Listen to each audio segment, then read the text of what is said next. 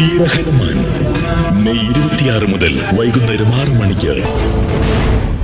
ഒന്ന്, അത്യാവശ്യമുണ്ടെങ്കിൽ ജോലി സമയത്ത് നിങ്ങൾക്ക് ഫോൺ ചെയ്യാം.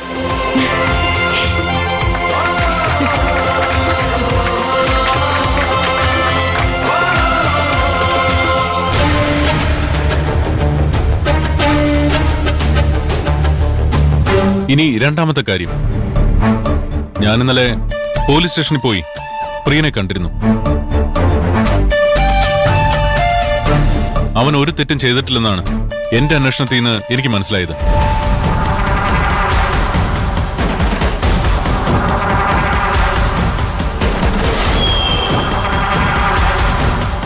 അതുകൊണ്ട് തന്നെ ഞാൻ അവനെ പോലീസ് കസ്റ്റഡിയിൽ നിന്ന് റിലീസ് ചെയ്തു.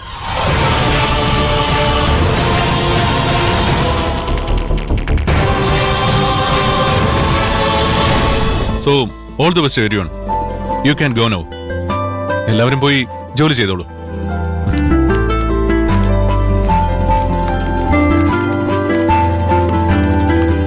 കൈലാസ് സാർ പറഞ്ഞെല്ലാം ശരിയാ, പക്ഷെ ഒരു കാര്യത്തിൽ എനിക്ക് എതിരഭിപ്രായമുണ്ട്. ഇവറ്റകൾക്ക് ഫോൺ ചെയ്യാൻ പെർമിഷൻ കൊടുത്താൽ ഇവിടെ പണി നടക്കില്ല. ഇവറ്റകൾ എന്നൊന്നും അവർ വിളിക്കാൻ പാടില്ല. നമ്മുടെ എംപ്ലോയീസ് ആണ്. ആ റെസ്പെക്ട് നൽകണം. കൈലാസ്, ഞാൻ എന്റെ ക്യാബിനിലുണ്ടാവും. ഒരു റെസ്പോൺസിബിലിറ്റീസ് ഏറ്റെടുക്കാണ്ട് ലോകം ചുറ്റി നടന്ന നീ ഒറ്റ ദിവസം കൊണ്ട് ആളങ്ങ് മാറിയല്ലോ.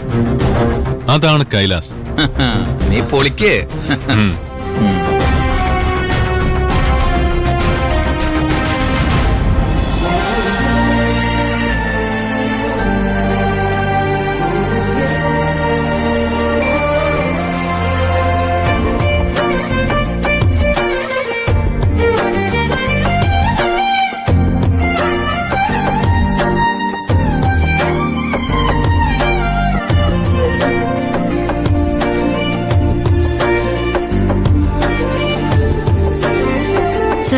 കോഫി.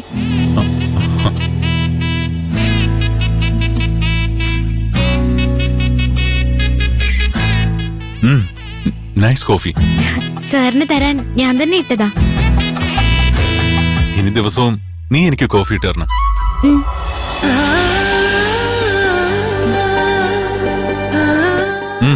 നൈസ്.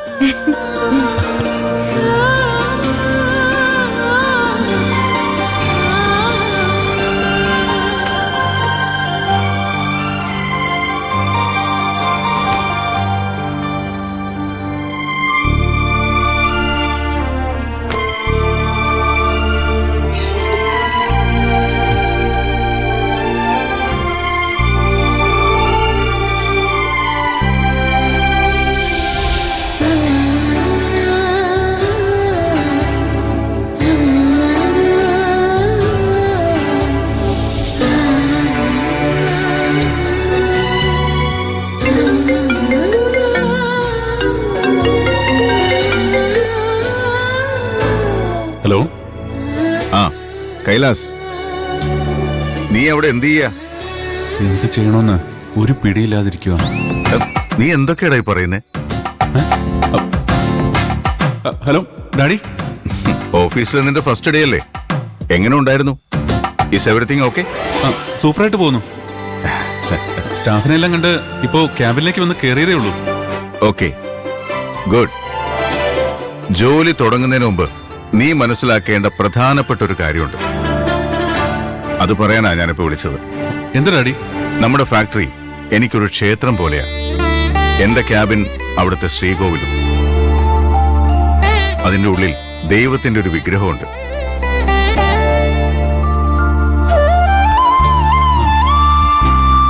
അതിന്റെ മുന്നിൽ ഒരു തിരി തെളിയിച്ചിട്ടേ ഞാൻ എന്റെ ജോലി തുടങ്ങാറുള്ളൂ. നീയും അത് ഫോളോ ചെയ്യണം. അത് ഡാഡി, ഇറ്റ്സ് മൈ സെന്റിമെന്റ്സ്. നീ അത് ചെയ്തേ പറ്റൂ. Okay daddy, I will do it. Okay, all the best. Thank you daddy.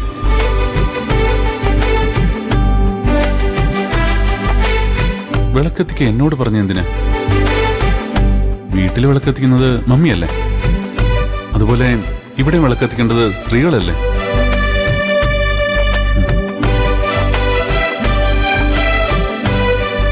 പാർവതിയെ ഏൽപ്പിക്കാൻ.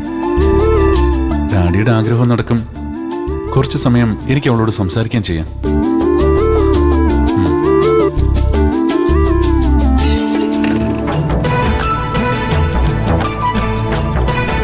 ഹലോ. ഒന്നെന്റെ ക്യാബിനിലേക്ക് വരും. ആ ശരി മോനെ.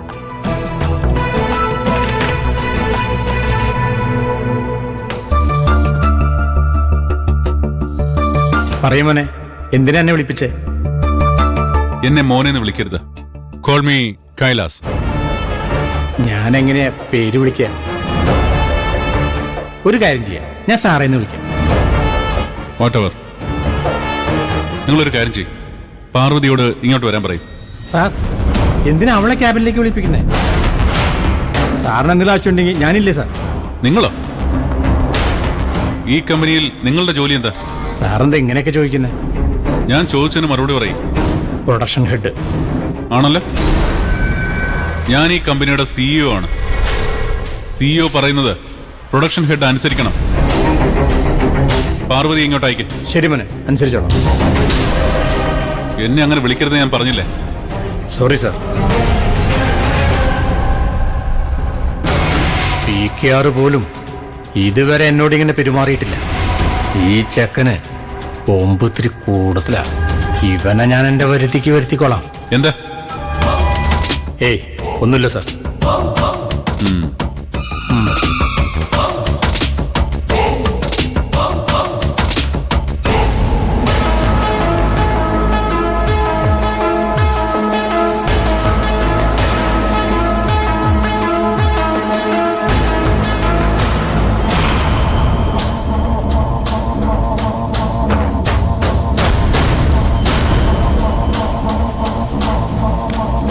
നിക്ക്. ഇതുകൊണ്ട് എങ്ങോട്ടാ പോകുന്നേ?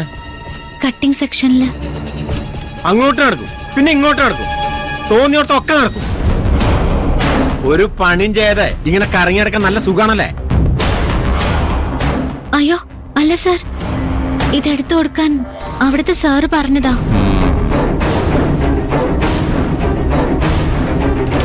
ഇതിവിടെ ആക്കി. എന്നിട്ട് നീ കൈലാസിന്റെ ക്യാബിനിലേക്ക് അല്ലേ? എന്തിനാ സാർ?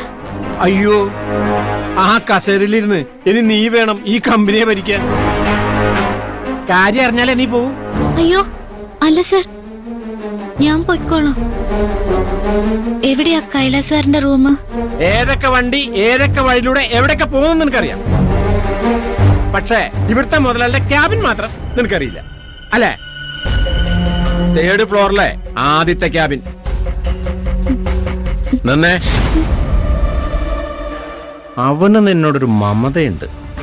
കാരണം ഈ കമ്പനിയെ രക്ഷിച്ച ധീര വനിതയല്ലേ നീ. നിന്റെ ജോലിയൊക്കെ എങ്ങനെയുണ്ടെന്ന് ചോദിച്ചാ നീ എന്തു പറയും?